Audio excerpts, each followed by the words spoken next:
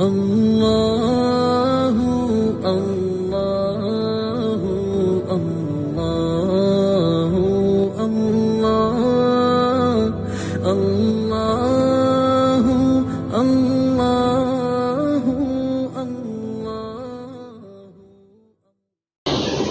بسم اللہ الرحمن الرحیم۔ آج کی نماز تراویح میں سورہ انبیاء، سورہ حج اور سورہ مومن کی تلاوت کی گئی ہے۔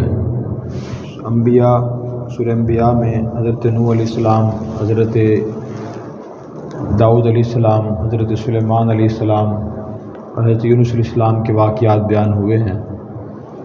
حضرت داؤد علیہ السلام اور سلیمان علیہ السلام کے واقعے جو حصہ آیا ہے وہ صرف یہیں آیا اور کہیں نہیں آیا، اس لیے وہ بیان کرنا ذرا بہتر ہے۔ حضرت داؤد علیہ السلام والد تھے اور سلیمان علیہ السلام ان کے بیٹے تھے۔ تو حضرت داؤد علیہ السلام کے وقت کے بادشاہ بھی تھے، نبی بھی تھے۔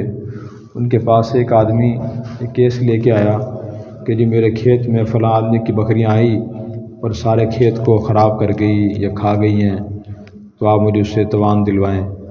تو حضرت داؤد علیہ السلام نے یہ فیصلہ فرمایا کہ جو بکریاں ہیں وہ کھیت والے کو دے دی جائیں تاکہ اس کے نقصان کی تلافی ہو جائے۔ تو جب یہ پھر باہر نکلا، یہ فیصلہ ہونے کے بعد دونوں آدمی باہر گئے تو سلیمان علیہ السلام ان کے بیٹے تھے داؤد علیہ السلام کے، انہوں نے پوچھا بھی کیا فیصلہ ہوا؟ انہوں نے بتایا کہ داؤد علیہ السلام نے یہ فیصلہ فرمایا کہ کی بکریاں ہیں وہ کھیت والے کو دے دی جائیں تاکہ اس کے نقصان کی تلافی ہو جائے۔ تو سلیمان علیہ السلام والد صاحب کے پاس گئے اور جا کر کہا کہ جی میری رائے یہ ہے کہ یہ فیصلہ یہ نہ کریں، یہ بہتر نہیں ہے، اس سے بکری والے کا نقصان بہت زیادہ ہے، بکریوں سے محروم ہو جائے گا وہ۔ تو انہوں نے پوچھا پھر آپ بتائیں کیا فیصلہ کریں؟ تو انہوں نے کہا جی فیصلہ یہ کریں کہ جو کھیت ہے وہ بکری والے کو دے دیا جائے اور اس میں محنت کوشش کر کے فصل کاشت کرے وہ، اور جو بکریاں ہیں وہ کھیت والے کو دے دی جائیں۔ جب تک کھیت پہلی حالت پہ نہیں آتا، فصل پیدا نہیں ہوتی، تو جو کھیت والا ہے بکری سے فائدہ اٹھاتا رہے گا، اور جو بکری والا تھا وہ کھیت میں محنت کرے گا، اس کو فصل تیار کر دے گا، تو اس سے کوئی بھی محروم نہیں ہوگا، کسی کا بڑا نقصان نہیں ہوگا۔ حضرت داؤد علیہ السلام نے فرمایا کہ ہاں یہ فیصلہ زیادہ بہتر ہے۔ ان کا فیصلہ قبول فرمایا اور یہ فیصلہ نافذ فرما دیا، اپنے فیصلے سے رجوع فرما لیا۔ اس میں ہمارے لیے کئی سبق ہیں۔ ایک سبق تو یہ ہے کہ جب بھی کوئی ہم فیصلہ کریں، گھر کا فیصلہ ہو، باہر کا ہو، مشورہ کرنے کے بعد کریں۔ بعض لوگ خصوصاً بڑے حضرات جو ہیں وہ چھوٹوں سے، بیوی سے، اولاد سے مشورہ نہیں کرتے۔ وہ یہ سمجھتے ہیں کہ میں سب سے زیادہ سمجھدار ہوں، لہٰذا مجھے کسی سے پوچھنے کی ضرورت نہیں ہے۔ کوئی چھوٹا مشورہ دے بھی دے تو کہتے ہیں جی آپ کو ہم سے زیادہ پتہ ہے، آپ ہمارے والد ہو یا ہم آپ کے والد ہیں۔ تو یہ ترجمہ بھی درست نہیں ہے۔ اللہ کے نبی حضرت محمد مصطفیٰ صلی اللہ علیہ وسلم بھی مشورہ فرمایا کرتے تھے صحابہ کرام سے، حالانکہ آپ امام الانبیاء تھے، صحابہ نبی بھی نہیں تھے، صحابہ تھے وہ، پھر بھی آپ مشورہ فرمایا کرتے تھے۔ مشورہ کرنے سے کسی بھی کام کے سارے پہلو سامنے رہتے ہیں، نفع بھی نقصان بھی۔ دوسری بات یہ سمجھ آئی اس سے کہ دو علماء کی رائے میں اختلاف بھی ہو سکتا ہے۔ داؤد علیہ السلام عالم بھی تھے، اللہ کے نبی تھے، سلیمان علیہ السلام اہل علم میں سے تھے، لیکن رائے میں اختلاف ہو گیا، ہو سکتا ہے کوئی نئی بات نہیں ہے۔ اور اسی طرح تیسری بات یہ سمجھ آئی ہے کہ اگر کوئی ہمیں مشورہ دے اور بتائے ہمیں کہ آپ کے فیصلے میں غلطی ہے، تو اسے ٹھنڈے دل دماغ سے ہم سوچیں، اگر واقعی غلطی نظر آئے اس سے رجوع کر لیں کہ ہاں واقعی مجھ سے غلطی ہو گئی ہے۔ بعض لوگوں کا مزاج یہ ہوتا ہے کہ وہ تسلیم ہی نہیں کرتے، بس جو میں نے کہہ دیا ہے وہ پتھر پہ لکیر ہے، وہ صحیح ہے پھر بھی ٹھیک ہے، غلط پھر بھی ٹھیک ہے۔ تو یہ بڑی غلط صورتحال ہے۔ اس آدمی کا مزاج یہ ہوگا کہ باتوں پہ اڑ جاتا ہے، سوچتا نہیں ہے صحیح کہا ہے غلط کہا ہے، تو وہ آدمی معقول نہیں ہے، اور اس کے پھر چھوٹے اس پہ اعتماد نہیں کرتے۔ یہ بڑا اہم پوائنٹ ہے اس کے اندر۔ اس کے بعد پھر اسی رکوع کے اندر حضرت ایوب علیہ السلام کی دعا کا ذکر ہے۔ اللہ نے فرمایا کہ وَأَيُّوبَ إِذْ نَادَىٰ رَبَّهُ أَنِّي مَسَّنِيَ الضُّرُّ وَأَنتَ أَرْحَمُ الرَّاحِمِينَ۔ ایوب علیہ السلام بیمار ہو گئے تھے، کیا بیماری تھی؟ قرآن کریم اور حدیث میں اس کی وضاحت نہیں ہے کہ یہ بیماری تھی۔ اللہ نے فرمایا جب وہ بیمار ہوئے انہوں نے دعا کی رب انی مسنی الضر، میرے رب یہ تکلیف پہنچ گئی ہے اور آپ سب سے زیادہ مہربان رحم کرنے والے ہیں۔ فاستجبنا لہ فکشفنا ما بہ من ضر، اللہ فرماتا ہے کہ ہم نے ان کی دعا قبول کی، بیماری دور کر دی۔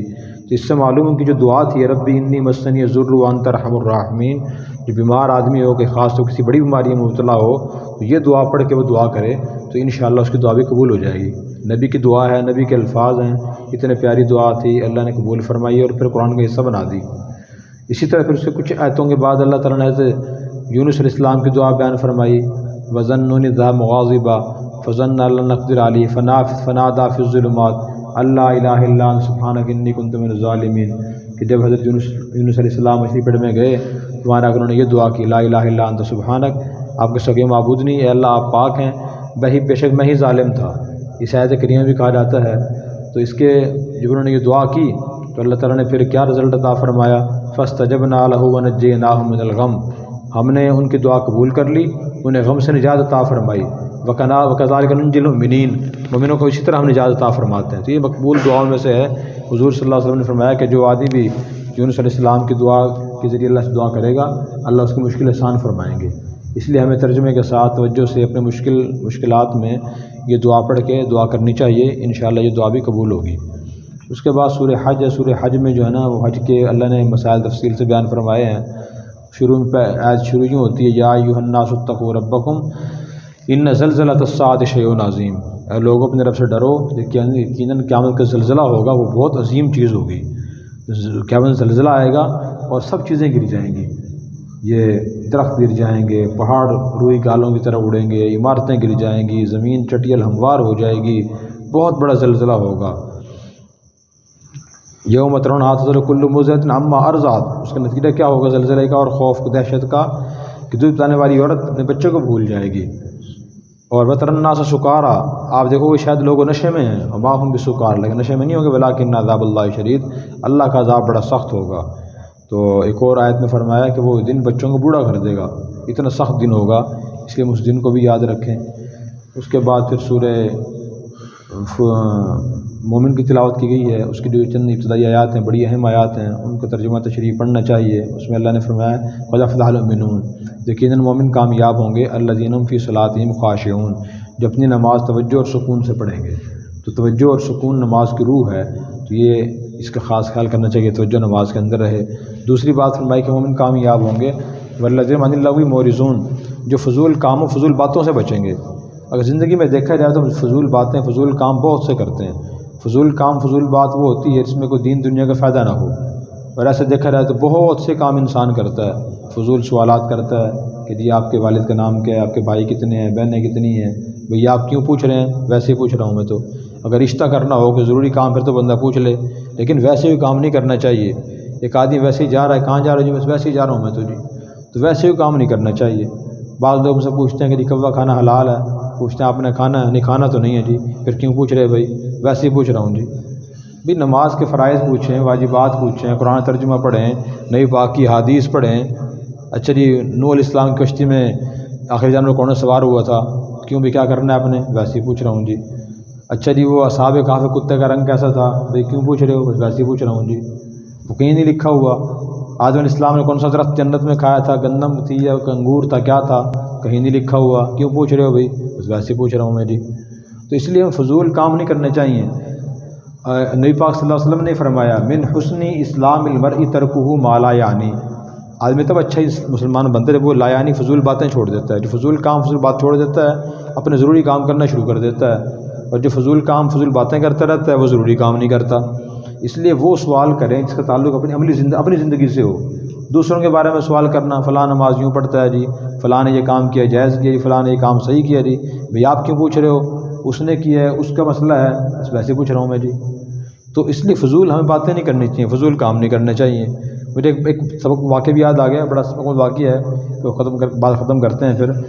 ہندوستان میں ایک بڑے بزرگ گزرے ہیں، مرزا مظہر جان جانا رحمۃ اللہ علیہ، دہلی میں رہتے تھے، بڑے اللہ والے تھے۔ تو ان کی شہرت دور دور تک تھی۔ تو روس کا شہر ہے ایک بلخ، وہاں سے دو آدمیوں کی شہرت سنی کہ مرزا مظہر صاحب بہت اللہ کے ولی ہیں، نیک آدمی ہیں، دل میں خیال پیدا ہو جا کے ان کی زیارت اور بیعت کرنی چاہیے۔ وہ روس سے چلے اور ہندوستان دہلی پہنچ گئے۔ تو پھر وہاں کس سے پوچھا کہ مرزا صاحب گھر کون سا ہے، انہوں نے کہا جی فلاں محلے میں ہے۔ انہیں گھر چلے گئے، پوچھا کہ جی مرزا صاحب کہاں ہیں، دستک دی، گھر سے بتایا لوگوں نے کہ جی وہ گھر والوں نے بتایا کہ وہ مسجد میں نماز پڑھنے گئے ہوئے ہیں، ظہر کی نماز کے بعد کا وقت تھا۔ وہ دونوں دہلی کی جامع مسجد میں آ گئے، اور دہلی کی جامع مسجد میں تالاب بنا ہوا تھا، تو بیٹھ کے وہاں دونوں وضو کرنے لگ گئے۔ وضو کرتے کرتے ایک نے دوسرے سے پوچھا کہ یہ بتاؤ ہمارے بلخ کی مسجد کا تالاب بڑا ہے یا یہ تالاب بڑا ہے؟ اس نے کہا وہ بڑا ہے، پوچھنے والے نے کہا نہیں یہ بڑا ہے۔ وہ دونوں بحث بھی کرتے رہے اور وضو بھی کرتے رہے۔ مرزا صاحب قریب کی بیٹھے وضو فرما رہے تھے، ان کو غائبانہ تعارف تو تھا، بھائی فیس نہیں پہچانتے تھے، تو مرزا صاحب ان کی بات سنتے رہے۔ اس کے بعد انہوں نے وضو کیا، نماز پڑھی، پھر کس سے پوچھے مرزا مظہر صاحب کون سے ہیں جی؟ کس نے بتایا کہ یہ ہیں؟ پھر ان سے وہ ملے اور ملنے کے بعد کہا حضرت آپ بڑے اللہ والے ہیں، نیک آدمی ہیں، تو ہم روس کے شہر بلخ سے آپ کی زیارت اور بیعت کے لیے آئے ہیں، آپ کے چہرے دیکھ کے بڑی خوشی ہوئی تو بیعت فرما لیں۔ تو حضرت نے فرمایا کہ بھئی بیعت تو بعد میں کریں گے، پہلے یہ بتائیں کہ فیصلہ ہو گیا کہ کون سا تالاب بڑا ہے، بلخ کی مسجد کا یا دہلی کی مسجد کا؟ تو انہوں نے یہ بات سن کے سر جھکا لیا۔ تو مرزا صاحب نے فرمایا کہ میں نے آپ کی ساری بات سنی ہے، اور میں ساری بات سننے کے بعد اس نتیجے پہنچا ہوں کہ آپ کے اندر دو اخلاقی خامیاں ہیں۔ ایک خامی تو یہ ہے کہ آپ فضول بحث کرنے کے عادی ہو۔ اگر آپ کو پتہ چل بھی جائے کہ یہ تالاب بڑا ہے یا وہ تالاب بڑا ہے، آپ کو اس سے کیا فائدہ حاصل ہوگا؟ یہ بڑی اہم پوائنٹ کی بات ہے، آپ کو اس سے کیا فائدہ حاصل ہوگا؟ دوسری بات میں یہ سمجھا ہوں کہ آپ کے اندر بغیر تحقیق کے بات کرنے کی عادت ہے۔ ایک نے کہا یہ بڑا ہے، دوسرے نے کہا وہ بڑا ہے، کیا دونوں میں کسی نے دونوں تالابوں میں پہلے پیمائش کی ہوئی تھی؟ کہیں پیمائش تو نہیں کی جی، پھر بغیر تحقیق کیسے کہہ دیا کہ یہ بڑا ہے یہ وہ بڑا ہے؟ پیمائش ہی نہیں کی آپ نے۔ پھر انہوں نے فرمایا کہ جی بیعت بعد میں کریں گے، آپ پہلے جا کے دونوں تالابوں میں پیمائش کر کے آئیں اور مجھے بتائیں کہ کون سا تالاب بڑا ہے، پھر بیعت کروں گا میں۔ اللہ والے اصل میں اس طرح اصلاح کرتے ہیں، صرف وہ یہ نہیں کہتے آپ صبح و شام تسبیح کر لیا کرو جی، استغفار کر لیا کرو۔ گندی عادتوں کا ختم ہونا، اچھی عادتوں کا آنا، اس سے صحیح معنی میں انسان بنتا ہے۔ صرف تسبیح تلاوت کرنے سے انسان صحیح معنی میں نہیں بنتا۔ چنانچہ وہ دونوں گئے اور انہوں نے دونوں تالابوں میں پیمائش کی، پیمائش کر کے پھر وہ آئے، پھر انہوں نے بتایا کہ یہ بڑا ہے یہ وہ بڑا ہے، پھر حضرت نے بیعت فرمایا ان کو۔ تو ہم بھی اپنی بحثوں کے بارے میں سوچیں گے، صبح و شام جو آدھا گھنٹہ کی گھنٹہ بحث کرتے رہتے ہیں، سیاسی بحث، مذہبی بحث، علم بھی نہیں ہے، مکمل معلومات بھی نہیں، تحقیق بھی نہیں ہے کہ وہ صحیح ہے یہ صحیح ہے، یہ حلال ہے یہ حرام ہے، نہ قرآن کی کوئی آیت ذہن میں ہے، نہ کوئی حدیث ذہن میں ہے، نہ کوئی کہیں پڑھا ہے مسئلہ۔ تو ایسی بحثیں اکثر ہماری ایسی ہی ہوتی ہیں جو فضول باتوں زمانے میں آتی ہیں، ہمیں ایسی بحثیں نہیں کرنی چاہیے، یہ سب باتیں اوروں جگہ بتانی چاہیے۔ اللہ تبارک و تعالیٰ مجھے اور آپ کو عمل کرنے کی توفیق عطا فرمائے۔ الحمدللہ رب العالمین، والصلاة والسلام علی سید الانبیاء والمرسلین وعلی آلہ واصحابہ اجمعین۔